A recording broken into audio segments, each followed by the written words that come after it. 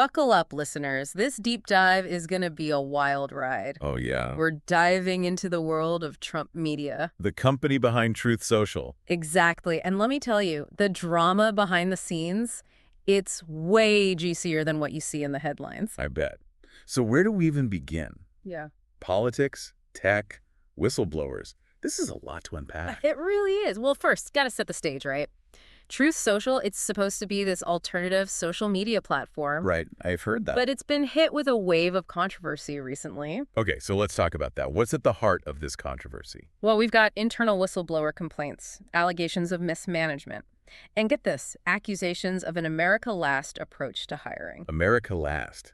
That seems like a pretty serious accusation, especially given their, shall we say, particular brand of messaging. Yeah, it's a lot. And to really understand it, we have to start with the man at the top, Devin Nunes.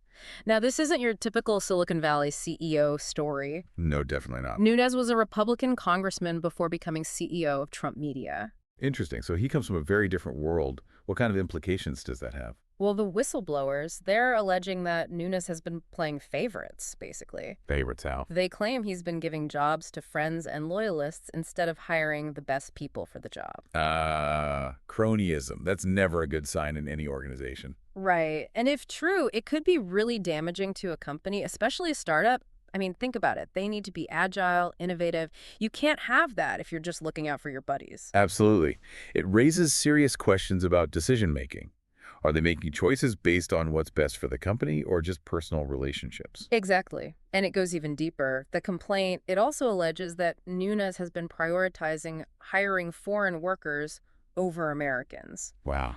They're actually using the term America Last to describe this approach. That's a loaded term if I've ever heard one, especially considering the political climate and the company's own rhetoric. It's huge. And this directly contradicts, the whole populist image that Trump media tries to project. Right. It seems like a huge disconnect and potentially a PR nightmare for them. It really is. And then you have the concerns about Nunes' leadership in general. The whistleblowers, they're saying he's just not qualified to run a tech company. Yeah, running a tech company, especially in today's world, it requires a very specific skill set. Absolutely. And this lack of experience, at least according to the complaint, it's leading to some serious legal trouble. Legal trouble. Apparently, there are already multiple lawsuits against Trump media. Whoa. They're worried, and I think rightfully so, about the impact this is all having on Truth Social's reputation. Yeah, reputation is everything, especially in the tech world. Any whiff of mismanagement or legal issues, it scares investors and users. It creates this cloud of uncertainty, and that's the last thing you want hanging over a new company. For sure. So what's the response been like from Trump media? Well, so far, they've been pretty tight-lipped about all of it. Interesting. But to make matters even more complicated, now you have former employees claiming they were forced out. Forced out. Why? They say it was retaliation for supporting the whistleblower document. Oh, wow.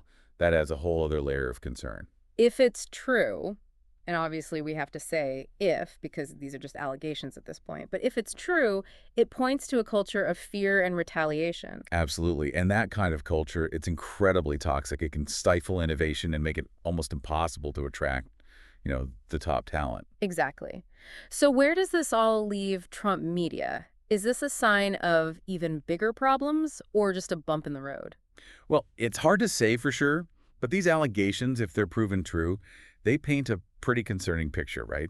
A company struggling with its identity, its leadership, and honestly, even its commitment to its own stated values. It's a story about the intersection of politics, tech, and corporate culture, all colliding in a way we haven't really seen before. Totally. So, listeners, we got to ask, what do you think? What does this all say about online platforms that align themselves with specific political ideologies? Is this a trend we're going to see more of? Something to think about, right? Definitely something to keep an eye on. Okay, that's it for today's deep dive. Until next time.